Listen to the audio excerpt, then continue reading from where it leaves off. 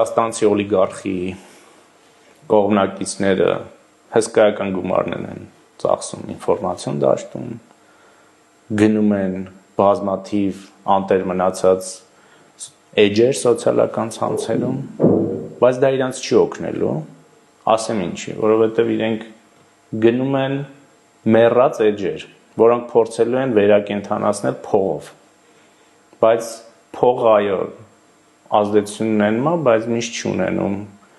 այն ազդեցությունը, ինչ ունենում է կենդանի խոսքը, եւ ես միշտ այդ օրինակը բերում եմ, դու կարող ես գնես 100 հատ էջ մեռած,